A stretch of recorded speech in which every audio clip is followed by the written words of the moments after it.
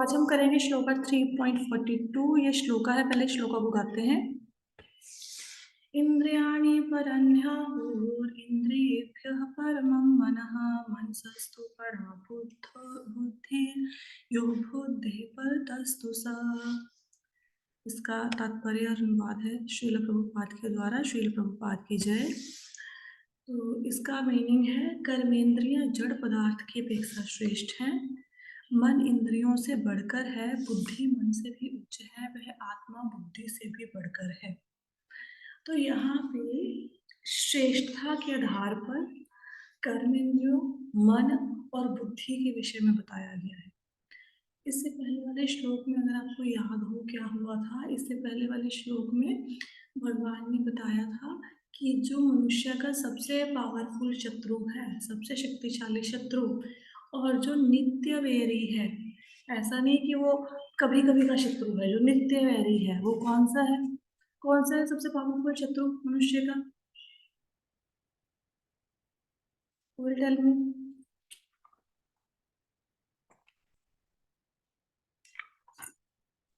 मन।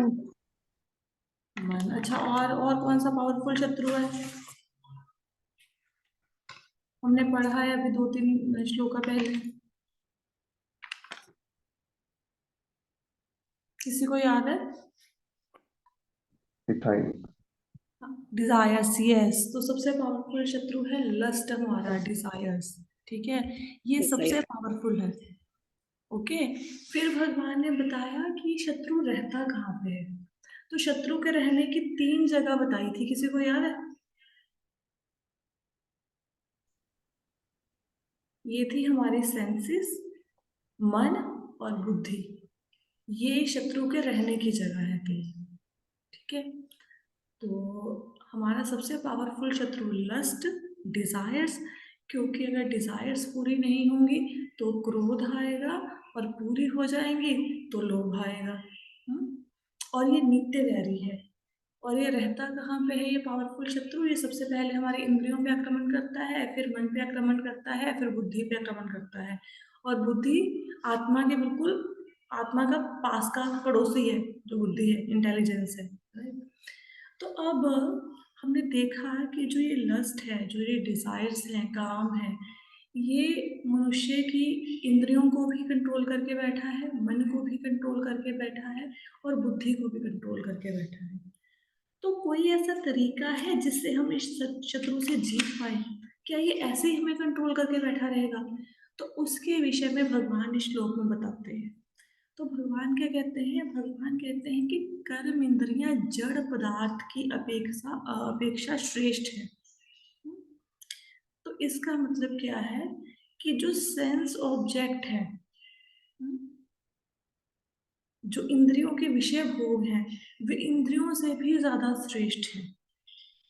अब इंद्रिया भोग, इंद्रिया किसको कहा गया है यहाँ? सेंसेस किसको कहा गया है यहाँ? सेंसेस कहा है गया है हमारी कर्म ज्ञान इंद्रियों को। ज्ञान इंद्रियां कौन सी होगी हमारी? रूप, रस, स्वाद, स्पर्श, गंध। जो ये 5 इंद्रियों के विषय हैं, वे इंद्रियों से भी ज्यादा शक्तिशाली हैं। जैसे आंख ने रसगुल्ले को देखा, तो रसगुल्ला जो कि सेंस ऑब्जेक्ट हो गया इस टाइम पे, ठीक है, तो आंख है, आंख का विषय है रूप। तो आंख ने रसगुल्ले को देखा, अब मन का मन करेगा कि हाँ रसगुल्ले को खाना है। तो जो हमारे ये विषय वस्तु हैं, जो ये है ना, ये जड़ है, रूप, रस, स्वाद, स्पर्श, गंध, ये जड़ है, लेकिन ये इंद्रियों से ज्यादा पावरफुल है। और इंद्रियों से भी ज्यादा पावरफुल कौन है? इंद्रियों से भी ज्यादा पावरफुल, उनसे भी ज्यादा श्रेष्ठ कौन है? उनसे भी श्रेष्ठ है हमारा मन। और मन से भी ज्यादा बढ़कर कौन है? मन से भी बढ़कर है हमारी बुद्धि। और बुद्धि से भी बढ़कर कौन है? बुद्धि से भी बढ़कर है हमारी आत्मा। जैसे कठोपनिषद में ना एक श्लोक आता है, उसमें क्या कहा गया है कि जो इंद्रियां हैं हमारी 5, ये आंख, कान, नाक, जीभ, त्वचा, हमारी इंद्रियां है ना, ये 5 घोड़े हैं। ये आप मन में इमेजिन करो कि एक रथ है, उसमें 5 घोड़े लगे हुए हैं, हमारी इंद्रियां। अब रथ की घोड़ों की लगाम डाली हुई है ना, तो जो वो रस्सी है, वो रस्सी कौन है? वो रस्सी है मन। और वो जो चालक है, चालक कौन है? बुद्धि। और बैठा कौन है उस पे? बैठी है आत्मा। तो सारथी कौन हो गया? बुद्धि हो गई। और उसके ऊपर बैठा कौन है? रथ के ऊपर आत्मा। तो आप इमेजिन कर पाए, एक रथ है, रथ में 5 घोड़े लगे हुए हैं। जो 5 घोड़े हैं वो हमारी इंद्रियां हैं। जो मन है वो रस्सी के समान है। जो चालक है, बुद्धि, उस रथ को चला रही है। और जो आत्मा है, आत्मा बैठा हुआ उसमें प्राणी है, जो कि हम लोग हैं। अब आइडली होना क्या चाहिए? होना ये चाहिए, जैसे आपने सपोज मैं टैक्सी किराए पे ली, मैं बहुत बार एग्जांपल देती हूँ ना। तो टैक्सी के पीछे आप बैठे हैं, अब जैसे जैसे आप निर्देश दोगे ड्राइवर को कि लेफ्ट चले जाओ, राइट चले जाओ, ड्राइवर वैसे ही चलाएगा ना। तो आत्मा को निर्देश देना चाहिए चालक को, मतलब आत्मा को निर्देश देना चाहिए बुद्धि को कि भाई ऐसे ऐसे चलाओ, गाड़ी को, रथ को ऐसे चलाओ। और फिर वो रस्सी से खींच के, मन जो कि रस्सी है उससे खींच के घोड़ों को कंट्रोल करेगा। हम्म? मतलब आत्मा को आदेश देना चाहिए बुद्धि को, और बुद्धि के आदेशानुसार मन कार्य करेगा और इंद्रियां नियंत्रित होंगी, कंट्रोल होंगी। ठीक है। लेकिन होता उल्टा है। यहाँ पे इंद्रियां अलग अलग विषयों विषयों को देखती हैं। जैसे कोई अच्छा हमने किसी स्त्री को देख लिया, ठीक है, अब मन उसके ऊपर मोहित हो गया। अब इंद्रियां विषयों को देख रही हैं, और इंद्रियां कमांड दे रही हैं मन को। मन ने जो कमांड दी उसके अकॉर्डिंग बुद्धि ने निर्णय ले लिया, और वो आत्मा को प्रभावित करेगा। हो उल्टा रहा है। तो घोड़े अपनी मर्जी से चल रहे हैं। यहाँ पे जो ऊपर बैठा है ना, जो हम लोग बैठे हैं, जो सवार है, उसकी मर्जी नहीं चल रही। क्लियर हुआ? कुछ कनेक्ट कर पाए इस एग्जांपल से? तो अगर आत्मा को हम लोग भगवान के प्रेम में, भगवान के नाम में लगा दें, अब जब आत्मा शक्तिशाली हो जाएगी, हमारी सुदृढ़ हो जाएगी, तो उससे क्या होगा? आत्मा बुद्धि को निर्देश देगी, नहीं चैंटिंग करना है। फिर मन भी चैंटिंग में लगेगा। हाँ, और फिर इंद्रियां चैंटिंग को छोड़ के भाग नहीं पाएंगी। तो हमारी आत्मा बहुत शक्तिशाली है, आत्मा पावरफुल है मन, बुद्धि और इंद्रियों से। ये भगवान इसमें बताते हैं। हाँ, अब हम थोड़ा सा इसके तात्पर्य पे चलते हैं। कहते इंद्रियां काम के कार्यकलापों के विभिन्न द्वार हैं। काम का निवास शरीर में है, किंतु उसे इंद्रियां रूपी जरोखे प्राप्त हुए हैं। ये अतः कुल मिलाकर इंद्रियां शरीर से श्रेष्ठ है। हम्म? तो ये जो शरीर है, शरीर तो जड़ है। हाँ? तो जो इंद्रियों के रूप में इसको झरोखे मिले हुए हैं, ये आंख, कान, नाक, जीभ, त्वचा, ये तो झरोखे मिले हुए हैं। हाँ? और अगर हम इन झरोखों को, अपनी इंद्रियां को भगवान की सेवा में नहीं लगाएंगे, तो ये किसकी सेवा करेंगी? इंद्रियां भगवान की सेवा नहीं करेंगी तो विषय भोगों में लगेंगी ना। हाँ? तो श्रेष्ठ चेतना या कृष्ण भावनामृत होने पर ये द्वार काम में नहीं आते। जैसे मैंने कल भी बताया था, आप किसी चीज को, पुरानी चीज को तब छोड़ते हो जब आपको नई चीज उससे बेटर मिलती है। हाँ?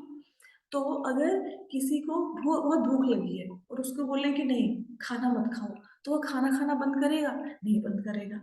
अच्छा, आप उसके सामने थाली में सजाकर अच्छे से प्रसादम लेके जाओ, और बहुत बहुत टेम्पटिंग लग रहा हो, तो वो अपनी पुरानी थाली को छोड़ के खाना खा लेगा ना, प्रसाद खा लेगा। तो जो इंद्रियां है, अगर हम ये सोचे कि इंद्रियों को बांध के रख ले, नहीं हम कुछ देखेंगे नहीं, हम कुछ सुनेंगे नहीं, ऐसा नहीं है। इंद्रियां काम तो करेंगी ना। तो इंद्रियों को काम करने से हम रोक नहीं सकते, लेकिन हाँ, इंद्रियों के काम करने का तरीका बदल सकते हैं। इंद्रियों को, जो जैसे हमारे किसी को बहुत ज्यादा मन करता है मूवीज देखने का, अब वो मूवीज देखना बंद नहीं कर सकता। अब उसकी आदत है, उसकी नॉवल पढ़ना, मैगजीन पढ़ना आदत है, न्यूज़पेपर पढ़ना आदत है, उसको बंद नहीं कर सकता। तो वो भगवान की कथाओं को पढ़ सकता है, गीता और भागवतम को पढ़ सकता है। तो इंद्रियों को मिल गया ना। इंद्रियों को एक पढ़ने के लिए चीज मिल गई, क्योंकि इंद्रियों का मन था पढ़ने में। तो पढ़ने के लिए, क्योंकि अब हाथ में गीता भागवतम आ गया, भगवान कृष्णा के पास टाइम आ गए, तो इंद्रियों ने काम करना बंद नहीं किया, उनके हाथ में एक दूसरी चीज आ गई है पढ़ने के लिए। हम्म? इसी ढंग से जीव ने खाना बंद नहीं किया। हमारा मन कर रहा है नहीं आज तो हम खीर बना के खाएंगे। अब खीर बनाने में कोई प्रॉब्लम नहीं है, खीर खाओ, लेकिन भगवान को ऑफर करके खा लो। इवन जो भक्त लोग होते हैं वो पानी भी भगवान को ऑफर किए बिना नहीं पीते। तो अगर बाहर से पानी की बोतल लगाए खरीदेंगे भी तो पहले मन में भगवान को मानसिक भोग लगाएंगे, फिर वो पानी पिएंगे। तो इससे होता क्या है, इससे कॉन्शियसनेस प्योर होती है, इससे हमारी चेतना शुद्ध होती है।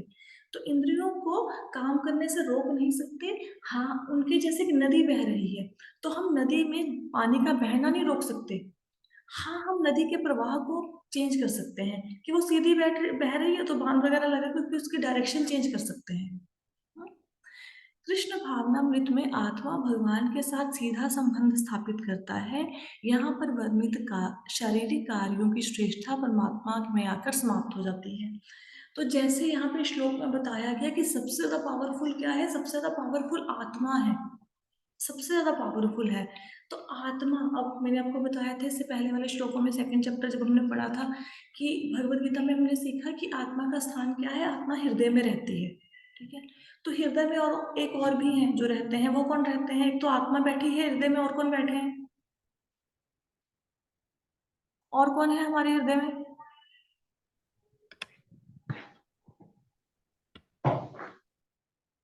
परमात्मा, सुपर सोल। ठीक है, और आत्मा और परमात्मा दोनों एक दूसरे के साथ बैठे हैं हृदय में। तो जब आत्मा भगवान की तरफ मुड़ी, हाँ, तो आत्मा ने भगवान से संबंध स्थापित किया, तो अब सारी की सारी इंद्रियां भगवान की सेवा करने में लग जाएंगी, क्योंकि सबसे शक्तिशाली आत्मा है। अगर आत्मा भगवान की सेवा में लगी तो सारी इंद्रियां भी भगवान की सेवा में लग जाएंगी। शारीरिक कर्म का अर्थ है इंद्रियों के कार्य, और इन इंद्रियों के अवरोध का अर्थ है सारे शारीरिक कर्मों का अवरोध। तो शारीरिक कर्म का अर्थ क्या है कि हम इंद्रियों से कोई ना कोई काम करते हैं, आंखें देखती हैं, कान सुनते हैं, नाक को सूंघता है, त्वचा किसी चीज को टच करती है। तो ये शरीर के कर्म है। तो इंद्रियों के अगर हम कर्म को बंद कर देंगे तो इसका मतलब शरीर काम करना ही बंद कर देगा। तो हम शरीर काम करना बंद करके तो हमारा गुजारा नहीं है ना। जैसे भगवान ने इससे पहले श्लोक में बताया था ना कि शरीर के निर्वाह के लिए कर्म करना जरूरी है, रोटी कपड़ा मकान तो सबको चाहिए ना, तो कर्म तो करना ही पड़ेगा। लेकिन चूंकि मन सक्रिय रहता है अतः शरीर के मौन और स्थिर रहने पर भी मन कार्य करता है, जैसा स्वप्न के समय मन कार्यशील रहता है। तो जब आप सोते हैं, सोते समय इंद्रिय कोई काम नहीं कर रही है, आँख कुछ देख नहीं रहा, कान कुछ सुन नहीं रहा, है ना, ना ही हमारे हाथों को कुछ टच करने के लिए मिल रहा है, कुछ नहीं है, कोई इंद्रिय काम नहीं कर रही है, नाक से हम कुछ इतना स्मेल भी नहीं कर पा रहे हैं। लेकिन मन तो तब भी काम कर रहा है ना। मन तो तभी भी सपने देखता है, अलग अलग तरह की बातें करता है। किंतु मन के ऊपर भी, अच्छा मन इंद्रियों से शक्तिशाली कैसे हुआ, इसको एक और एग्जाम्पल से समझते हैं। सबसे पहले इंद्रियां शक्तिशाली, इंद्रिय विषय, जैसे रसगुल्ला देखा। अब रसगुल्ला देखा तो रसगुल्ले को खाने का मन कर गया। तो इंद्रियों ने किसी चीज को देखा, उस चीज को खाने का मन कर गया। तो अब इंद्रियां किसी चीज को खाएंगी क्यों? क्योंकि मन किया तभी खाएंगी ना, नहीं तो कैसे खाएंगी? अब जैसे आपने, अगर कोई भी कार्य तब संपन्न होगा जब मन और इंद्रियों का तालमेल होगा। जैसे आप भगवत गीता का सेशन लगा रहे हैं, अभी लेक्चर्स लगा रहे हैं, तो कई बार ऐसा होता है ना, लेक्चर सुनते सुनते हम कहीं पे खो जाते हैं और पूरा लेक्चर सिर के ऊपर से गुजर जाता है। तो सुनने के भी तीन तरीके होते हैं। एक तो आपसे को पूछेगा आज का लेक्चर कैसा लगा, आज का सेशन कैसा लगा, तो आप बोलोगे बहुत अच्छा था। एक भी पूछेंगे आज का सेशन कैसे लगा, तो आप बोलेंगे बड़ा ही बेकार सेशन था, कुछ नहीं समझ आया। एक आपसे पूछा जाएगा आज का सेशन कैसा था, तो आप बोलेंगे पता नहीं, मेरे तो ध्यान ही नहीं था, मेरे तो मन ही नहीं था। तो ये जो मन नहीं है, ये मन नहीं है का मतलब क्या है? मन का मतलब है आप वहीं बैठे थे, मोबाइल लेके बैठे थे, सुन भी रहे थे, लेकिन कुछ सुनाई नहीं दिया। क्यों? क्योंकि मन उसमें नहीं था। कितनी बार ऐसा होता है ना कि हम टीवी पे कोई मूवी देख रहे हैं और मूवी बड़ी इंटरेस्टिंग है, तो कोई हमसे कुछ बोलता है कि खाना खा लो, ऊंची ऊंची हमें आवाजें लगाता है, लेकिन वो हमें सुनाई नहीं देती। कान है लेकिन आवाजें सुनाई नहीं देती। क्यों? क्योंकि मन तो टीवी में लगा हुआ है। हमारे सामने से कोई निकल जाता है, हमें सुनाई नहीं देता, दिखाई भी नहीं देता कि कोई हमारे सामने से निकल गया मूवी देखते हुए। क्यों? क्योंकि मन उसमें लगा हुआ है। तो अगर इंद्रियां हैं और मन ने इंद्रियों के साथ कॉम्बिनेशन नहीं बनाया, मन इंद्रियों के साथ काम नहीं कर रहा, तो आप कोई काम नहीं कर पाओगे। कई बार ऐसा होता है ना कि घर में सारा काम पड़ा है करने वाला, लेकिन हम लोग बैठ जाते हैं कि नहीं आज तो मेरा काम करने का मन नहीं कर रहा, आज मेरा कपड़े धोने का मन नहीं कर रहा। तो हाथ तो है हमारे ना, हाथ तो कपड़ों को धो सकते हैं, क्योंकि मन नहीं कर रहा तो इसलिए हम कपड़े नहीं धो पाएंगे। इसी ढंग से आपने ऑफिस जाना है, लेकिन आपका मन करे आज तो मुझे ज़्यादा सोना है, ठीक है? तो इंद्रियाँ तो वहीं पे हैं, लेकिन मन ने बोला नहीं मैं तो सोऊँगा, मैं ऑफिस नहीं जाऊँगा, तो आप ऑफिस लेट पहुँचेंगे। तो इस प्रकार इंद्रियाँ हैं, इंद्रियाँ कार्य करती हैं, लेकिन इंद्रियाँ मन से सॉरी मन इंद्रियों से श्रेष्ठ हो गया। समझ आया ना? कैसे श्रेष्ठ हुआ? क्योंकि जब तक मन नहीं करेगा, इंद्रियाँ काम नहीं करेंगी। क्लियर? यदि आत्मा प्रत्यक्ष रूप में परमात्मा में रत हो तो अन्य सारे अधीनस्थ यथा कहाँ पे थे हम, किंतु मन के ऊपर भी बुद्धि की संकल्प शक्ति होती है और बुद्धि के ऊपर स्वयं आत्मा है। अच्छा, मन के ऊपर बुद्धि कैसे हो गई? अब आपका मन किया, आंखों ने देखा रसगुल्ला और रसगुल्ला खाने का मन कर गया। अच्छा, मन भी कर गया, अब आंखों आंखों ने देख भी लिया और मन भी कर गया, दोनों का कॉम्बिनेशन हो गया ना, दोनों एक दूसरे को सहयोग कर रहे हैं ना। लेकिन निर्णय कौन लेगा? डिसीजन कौन लेगा? बुद्धि लेगी। बुद्धि कैसे डिसीजन लेगी कि भाई जेब में पैसे हैं, कहीं हमें डायबिटीज तो नहीं है, रसगुल्ला खाने से हमारी डायबिटीज बढ़ तो नहीं जाएगी। हाँ? अगर बुद्धि बुद्धि जब भी मन तो बहुत सारी चीजों को करने का करता है, जैसे आपका मन करेगा बहुत बड़ा बिजनेस एम्पायर खड़ा करें, लेकिन बुद्धि सोचती है ना पैसे कहाँ से आएंगे। मन करता है बहुत बड़ा घर ले लो, बंगला ले लो, लेकिन बुद्धि काम करती है ना कि भाई लोन लेंगे, फिर लोन की इतनी इंस्टॉलमेंट आएगी, हमारी सैलरी इतनी है, हम इतने का ही लोन लेंगे, लोन कहाँ से कौन से बैंक से लेना है, तो ये सारी डिसीजन कौन ले रहा है? बुद्धि ले रही है। हम्म? तो बुद्धि मन की अपेक्षा श्रेष्ठ हुई ना, क्योंकि मन करने से तो कुछ नहीं होता। मन तो कर रहा है हम लोग दुबई घूमने जाएं, मन तो कर रहा है हम लोग बड़े होटल में रहें, मन तो कर रहा है बहुत बड़ा बिजनेस करें, मन तो कर रहा है अच्छी अच्छी जगह पे नौकरी करें, लेकिन डिसीजन कौन लेता है? डिसीजन तो बुद्धि लेती है। तो बुद्धि श्रेष्ठ होगी ना मन से। हम्म? और बुद्धि के ऊपर भी स्वयं आत्मा है। इसका मतलब क्या है कि बुद्धि अकेली भी कुछ नहीं कर पाएगी। अब मन बुद्धि इंद्रियां सब है, लेकिन आत्मा ही नहीं है। तो आत्मा के बिना कोई काम कर सकता है? कोई काम नहीं हो सकता। अब जैसे किसी की मृत्यु हो जाती है, तो उसके हाथ कान नाक पांव तो वहीं पड़े रहते हैं ना, शरीर तो वहीं पे पड़ा रहता है। तो अगर शरीर ही सिर्फ काम कर रहा है, तो शरीर को मरने के बाद भी काम करना चाहिए, लेकिन शरीर काम नहीं ना कर रहा। क्यों? क्योंकि अंदर से उसके अंदर से हम बोलते हैं ना, कोई व्यक्ति लेटा होता है, कोई मरा होता है, तो हम क्या बोलते हैं? ये चले गई। तो कौन चला गया? व्यक्ति तो वहीं लेटा हुआ है, शरीर तो वहीं पे लेटा है, तो क्या चला गया? चला गया उसके अंदर से आत्मा चली गई। हम्म? तो मन इंद्रियां इंद्रियों से श्रेष्ठ, मन मन से श्रेष्ठ बुद्धि, लेकिन अगर आत्मा नहीं है तो कोई काम नहीं कर पाएगा। तो आत्मा श्रेष्ठ होगी ना सबसे। हम्म? तो भगवान कृष्ण ये बताना चाहते हैं कि हाँ, लस्ट ने, डिजायर ने सबके ऊपर आक्रमण कर रखा है, आपके मन बुद्धि इंद्रियों सबको प्रभावित कर रखा है, लेकिन यू आर मोस्ट पावरफुल। आप सबसे ज्यादा शक्तिशाली हो, आपकी आत्मा सबसे ज्यादा शक्तिशाली है। आप चाहो तो इन शत्रुओं को जीत सकते हो, क्योंकि ये सारे जो मन बुद्धि और इंद्रियां हैं ये आत्मा के अधीन है। आप उनसे ज्यादा शक्तिशाली हो। आत्मा इंद्रियों के अधीन नहीं है, इंद्रियां आत्मा के अधीन है। राइट? अतः यदि आत्मा प्रत्यक्ष रूप में परमात्मा में रत हो तो सारे अधीनस्थ यथा बुद्धि मन इंद्रिय स्वतः रत हो जाएंगी। कठोपनिषद में एक ऐसा ही अंश है जिसमें कहा गया है इंद्रिय विषय इंद्रियों से श्रेष्ठ है, मन इंद्रिय विषयों से श्रेष्ठ है। अतः यदि मन भगवान की सेवा में लगा रहता है तो इंद्रियों के अन्यत्र जाने की संभावना नहीं रहती। हम्म? तो अब क्योंकि आत्मा को पता लग गया कि मैं बहुत शक्तिशाली हूँ, तो आत्मा ने बुद्धि को कमांड दी, जैसे सुबह सुबह उठने का मन नहीं कर रहा, लेकिन आत्मा ने मतलब आत्मा को हमने परमात्मा के ध्यान में लगाया ना। अब आत्मा कहती नहीं उठो, 4:30 बज गए हैं, 5 बज गए, उठो। ठीक है? अब बुद्धि कहती हाँ ठीक है उठना है। बुद्धि ने बोला ठीक है उठना चाहिए, भगवान के धाम में जाना है, बुद्धि ने डिसीजन ले लिया, क्योंकि आत्मा ने आदेश दिया बुद्धि को कि नहीं उठना है। तो बुद्धि ने डिसीजन लिया नहीं मैं उठूंगा, मैं बिस्तर में नहीं सोया रहूंगा, मैं उठूं। ठीक है? तो बुद्धि ने मन को आदेश दिया, तो मन ने इंद्रियों को आदेश दिया, और आप नहा धो के चैंटिंग करने के लिए रेडी हो गए। ठीक है? अब मन इधर इंद्र जब मन आपका भगवान की भक्ति में लग जाएगा तो इंद्रियां इधर उधर नहीं भागेंगी। फिर आंखें नहीं कहेगी मुझे थोड़ी देर और रेस्ट करने दो, क्योंकि मन लग गया ना चैंटिंग में।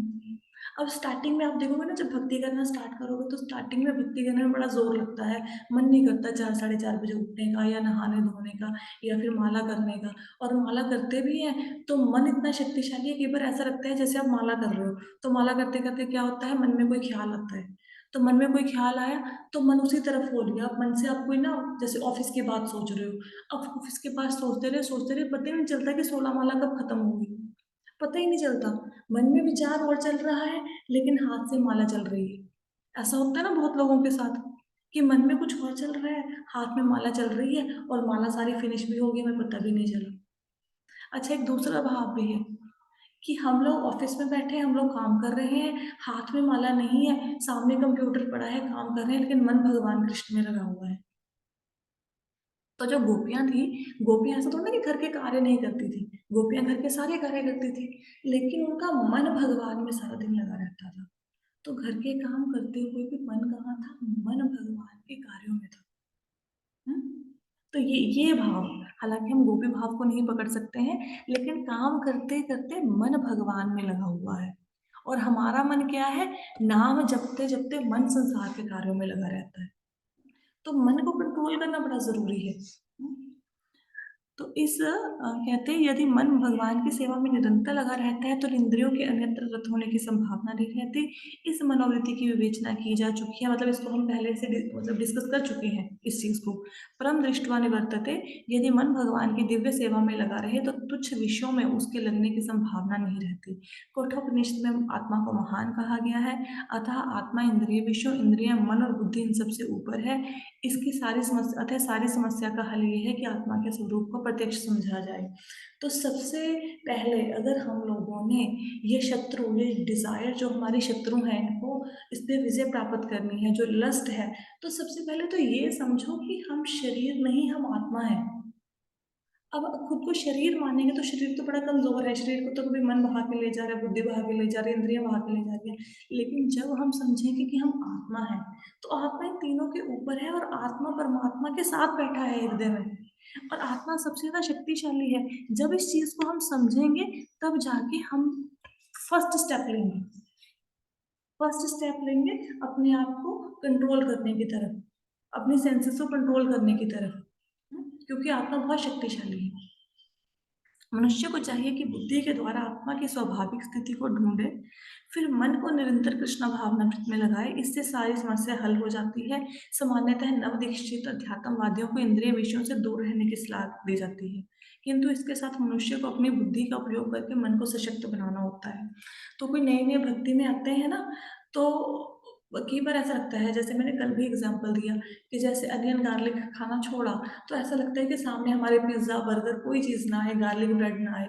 क्यों? क्योंकि अगर इसको देखेंगे तो खाने का मन करेगा। ये चाट पकौड़े सब खाने का मन कर रहा है, देखते हैं तो खाने का मन करता है, फिर हम बोलेंगे नहीं, इन चीजों को हमारे से दूर ले जाओ, हमारा खाने का मन कर रहा है। लेकिन धीरे धीरे जब इस मार्ग पे आप प्रोग्रेस करते हो, जैसे नॉन वेज का एग्जाम्पल ले लो, पहले मन करता है, जैसे बहुत ज्यादा वो कहीं से खुशबू आ रही है, नॉन वेज पक रहा है कहीं पे, तो उस खुशबू को लेके मन करेगा कि नहीं, खा लो इसको, है ना। फिर लेकिन धीरे धीरे प्रैक्टिस करके जब हम इसमें थोड़ा उन्नत हो जाते हैं, फिर चाहे सामने पिज्जा बर्गर नूडल्स बर्गर ये सब कुछ पड़ा रहे सामने ही, नॉन वेज पड़ा रहे, फिर सामने पड़ा रहने के बावजूद आपका खाने का मन नहीं करता। तो स्टार्टिंग की स्टेज जो होती है भक्ति की, उसमें ये बताया जाता है कि थोड़ा सा इंद्रिय विषयों से दूर रहो, लेकिन जैसे जैसे आप इस चीज में तरक्की करते हैं, तो उसके बाद इंद्रिय विषय सामने में बैठे हैं तब भी मन नहीं करेगा उसको यूज करने का। अ, किंतु इसके साथ साथ मनुष्य को अपनी बुद्धि का उपयोग करके मन को सशक्त बनाना है। तो बुद्धि का उपयोग करके मन को सशक्त बनाना है, और बुद्धि को कैसे पावरफुल बनेगी? बुद्धि को पावरफुल बनने के लिए हमें स्क्रिप्चर्स को पढ़ना पड़ेगा। हम्म? और जब तक हम स्क्रिप्चर्स को पढ़ेंगे नहीं, तब तक हमारी बुद्धि भ्रमित रहेगी, तब तक हमारी बुद्धि में कुछ भी, मतलब बुद्धि से हम कुछ अच्छा सोच नहीं पाएंगे। अब जैसे जैसे जैसे हमने भगवत गीता को पढ़ना शुरू किया, आपने देखा होगा हमें ज्ञान होना शुरू हुआ। अब ज्ञान होने के कारण कुछ ना कुछ तो चेतना के ऊपर इम्पैक्ट आया होगा ना, कुछ ना कुछ तो चेतना शुद्ध हुई होगी, है ना। भगवान की भक्ति में मन लगता होगा। तो सबसे पहले अपने ये भी समझ लिया कि हम आत्मा है, शरीर नहीं है। तो हम ऐसे ही चिंता में डूबे हुए हैं, और सारा दिन शरीर की देखभाल करने में लगे हुए हैं, शरीर को अच्छा खाने पहनाने में लगे हुए हैं, लेकिन हमें ये नहीं पता कि जैसे ही मृत्यु होगी शरीर हमारा साथ छोड़ के चला जाएगा। पता लगा ये सब चीजें कहाँ से पता लगी, ये ज्ञान जीवन में कहाँ से आया? जब हमने भगवत गीता को पढ़ना शुरू किया। तो बुद्धि को अगर आपने शक्तिशाली बनाना है, आप चाहते हो कि बुद्धि एक सही डिसीजन ले, तो स्क्रिप्चर्स को पढ़ना बहुत जरूरी है। स्क्रिप्चर्स को पढ़ना, चैंटिंग करना, भक्तों का संग करना, इससे बुद्धि एक सही डिसीजन ले पाएगी। यदि कोई बुद्धिपूर्वक अपने मन को भगवान के शरणागत होकर कृष्ण भावनामृत में लगाता है तो मन स्वतः ही सशक्त हो जाता है। और यद्यपि इंद्रियां सर्प के समान अत्यधिक बलिष्ठ होती हैं, किंतु ऐसा करने पर वो दंत विहीन सांपों के समान अशक्त हो जाएंगी। तो कहते हैं यदि कोई बुद्धिपूर्वक, मीन्स जैसे हमने सपोज स्क्रिप्चर्स को पढ़ा, अभी हमें नॉलेज होगी, लेकिन उसको इम्प्लीमेंट भी करना है, तो यत्न किया और मन को भगवान की भक्ति में लगाया, मन को चैंटिंग में लगाया, तो इससे क्या होगा, मन शक्तिशाली हो जाएगा। हाँ, मन शक्तिशाली हो जाएगा तो इंद्रियां क्या है, इंद्रियां सांप के समान है। इंद्रियां हमें, जैसे सांप काटता है, जहर चढ़ता है, इंसान मर भी सकता है ना, लेकिन अगर हम मन को भगवान की भक्ति में लगाएंगे, बुद्धि डिसीजन लेगी कि मुझे तो भगवान की भक्ति करनी है, कृष्णा कॉन्शियसनेस में जाना है, और मन भगवान की भक्ति में लग जाएगा, तो जो इंद्रियां हैं कि सांप तो है, लेकिन जैसे इनके दंत विहीन, दांतों के बिना सर्प के समान हो जाएंगी। मतलब इनके अंदर अब जहर नहीं रहा। अब एक सर्प जिसके अंदर जहर नहीं है, अब वो किसी को नुकसान नहीं पहुंचा सकता। अब इंद्रिय कार्य तो करती है, लेकिन मन भगवान में लगा हुआ है।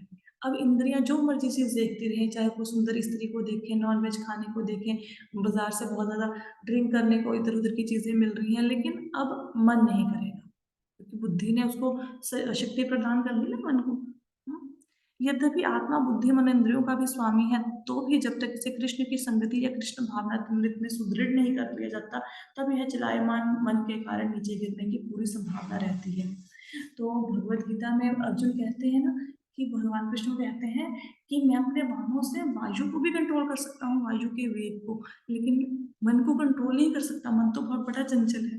तो भगवान क्या कहते हैं, कहते हैं मन को कंट्रोल करने के लिए आपको प्रैक्टिस करना पड़ेगा।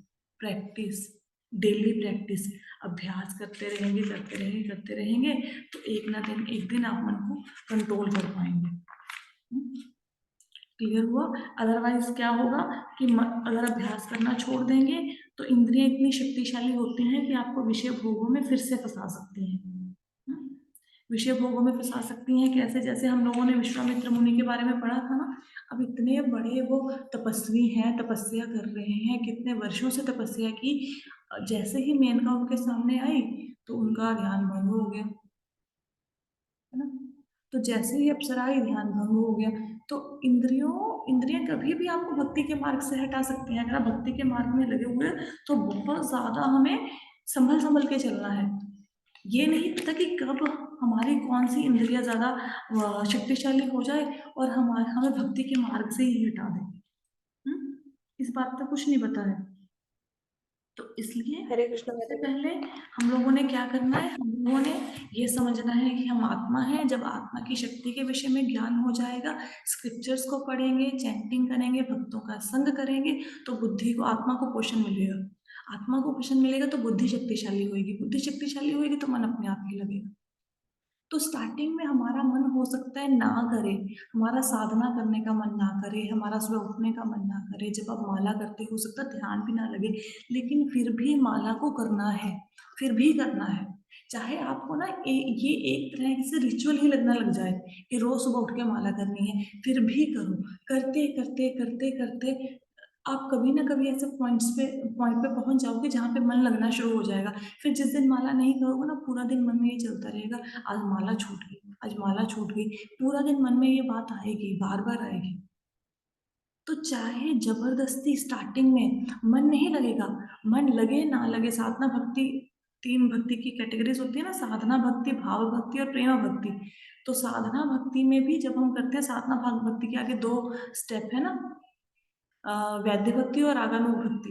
तो स्टार्टिंग में क्या होता है, स्टार्टिंग में होता है कि हमें ये काम करना है, बस ये करना है, मन करे ना करे ये काम करना है। जैसे बच्चा है, स्कूल जाने का मन करे ना करे, स्कूल जाना है बस।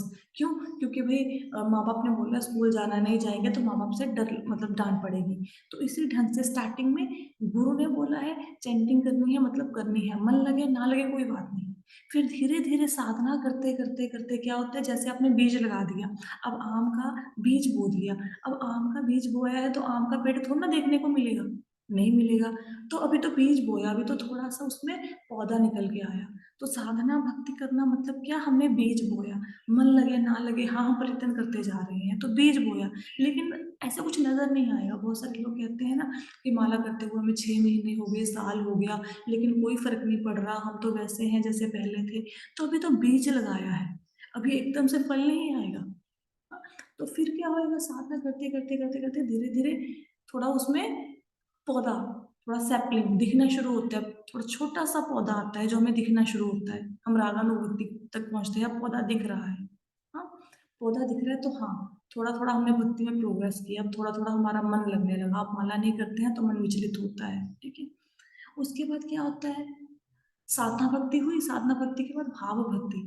भाव भक्ति में अभी आपका पेड़ लग गया, आम भी नजर आ रहे हैं, लेकिन भाव भक्ति में आपको थोड़े से सिम्टम्स, सिम्टम्स क्या, जैसे आपकी आंखों से आंसू आना शुरू होते हैं, कोई भगवान की कथा सुनेंगे शरीर रोमांचित हो जाता है, तो भाव आने शुरू होते हैं। अब आपने आम का पेड़ का बीज लगाया था, अब वो बीज बड़ा होकर एक पेड़ में कन्वर्ट हो गया है, अब उसमें आम भी लगे हुए हैं, लेकिन आम कैसे हैं, आम यहाँ पे कच्चे हैं, उसमें से पूरा जूस नहीं निकल रहा। इसके ऊपर आती है प्रेमा भक्ति। प्रेमा भक्ति में जब भगवान का प्रेम मिलता है, तो प्रेम भक्ति को किससे कंपेयर करेंगे, अब वो फल पक गए हैं, अब वो आम का फल जो पक गया है उसको जब आप खाएंगे तोड़ के तो वो रस आएगा। रस बीज में नहीं था, रस पौधे में नहीं था, रस कच्चे आम में नहीं था, रस होता है पके आम में। तो वो हमारे लिए जीवन का लक्ष्य है, उस प्रेमा भक्ति तक पहुंचना, भगवान को प्राप्त करना। लेकिन उसके लिए पहले तो फर्स्ट स्टेप लेना पड़ेगा ना, साधना भक्ति करनी पड़ेगी, तभी प्रेमा भक्ति तक पहुंचेंगे ना। तो साधना भक्ति करते रहो, मन लगे ना लगे, करते रहो करते रहो, करते करते करते करते अभ्यास करते करते, भक्तों का संग कभी नहीं छोड़ना। क्योंकि भक्ति से अगर आप हमें सोचे कि भगवान को पा लेंगे चैंटिंग कर करके, नहीं पा सकते। आप एक दिन 2 दिन माला करनी छोड़ दो, हफ्ता माला करनी छोड़ दो, उसके बाद माला स्टार्ट करने के बाद महीने सालों लग जाते हैं, माला स्टार्ट नहीं होती। आप रोज वॉक पे जाते हैं, वॉक पे जाना 2 दिन छोड़ दो सर्दियों में कि नहीं जाएंगे, कल जाएंगे, परसों जाएंगे, आप देखेंगे पूरी सर्दियां निकल गई, वॉक पे जाने की वो जो हैबिट थी वही बंद हो गई। तो डेली माला करो, चाहे 11 बज गए तब भी ये सोचो कि मैं तो माला करके ही सोऊंगा। और अगर नहीं भी हुई, बहुत ज़्यादा परिस्थिति बहुत कठिन है, बहुत ज़्यादा हमारे हेल्थ इश्यूज है, कुछ है, माला नहीं हुई, तो नेक्स्ट डे जितने आप राउंड करते हैं नेक्स्ट डे को कंटिन्यू करके पूरा कीजिए। एक बार मन को आदत पड़ गई ना कि चैंटिंग नहीं करना, फिर दोबारा से नहीं लग पाएगा। हम्म?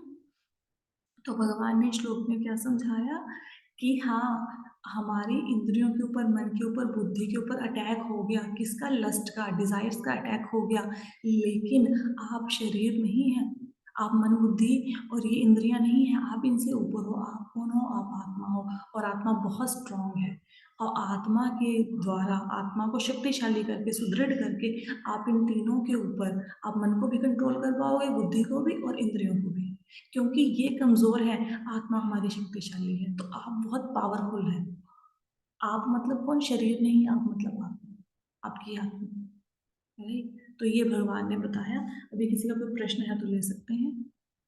हाँ जी माता जी, मैंने ये कहना था, वो जो कल आपने बीज वाला एग्जांपल दिया था ना कि हमारा बाद में भी अनियन गार्लिक खाने का मन करता है, हम्म। जैसे, तो फिर आपने बताया था ना बीज हमारे अंदर ही है, वो वाला एग्जांपल दोबारा से आप दे देंगे? अच्छा हाँ, तो अभी कई बार क्या होता है ना, अगर आप चाहोगे, अभी इस मीटिंग को खत्म होने में चलो 1 डेढ़ मिनट पड़ा है, मैं देती हूँ आंसर। कई बार क्या होता है, आप देखते हो गाड़ी में कहीं पे जाते हो तो आप देखते हो कि सारे ना जंगल में कुछ हिस्सा जो है, जो कि जल गया है ना, किसी रीजन की वजह से जल गया है। अब आप 2 3 साल के बाद गाड़ी में उसी रास्ते पे जाओ, आप देखोगे जो हिस्सा जला हुआ था उसमें फिर से पेड़ पौधे आने शुरू हो गए हैं। अब जंगलों में कोई बीज बोने तो जाता नहीं, तो वो पेड़ पौधे कहाँ से आए आग लगने के बाद भी, वो आते हैं क्योंकि बीज है ना अंदर तक, जड़ों तक समाये हुए हैं, तो बीज फिर से फूट गए। तो ऐसे ही हमें लगता है कि हमने इंद्रियों को कंट्रोल कर लिया, लेकिन जो वासना के बीज हैं, जो लस्ट के बीज हैं, जो डिजायर्स के बीज हैं, वो हमारे मतलब हमारे अंदर तक गए हुए हैं। तो हमें ऐसा लगता है कि हमने कंट्रोल कर लिया, है ना, हमने अपने डिजायर्स के ऊपर कंट्रोल कर लिया, लेकिन क्योंकि वासना के बीज अंदर तक गए हुए हैं, इसलिए वो फिर से फूटते हैं, फिर से इच्छा होती है जो कार्य को करने को छोड़ दे उसको करने की। बार बार हम गलत कामों को भी करते हैं, तो उससे बचने के लिए क्या करना चाहिए, भक्तों का संग, चैंटिंग, स्क्रिप्चर्स को रीड करना, गुरु की शरण लेना, ये कुछ साधन है जिनके थ्रू हम लोग इन विषय भोगों को, ये जो बीज हैं उनको नष्ट कर सकते हैं, इसको जला सकते हैं। बीज को जला दोगे फिर नहीं फूटेगा, ठीक है। तो अपनी चैंटिंग के थ्रू, भक्ति के थ्रू हमने बीज को जला देना है वासनाओं की। क्लियर हुआ पूनम जी?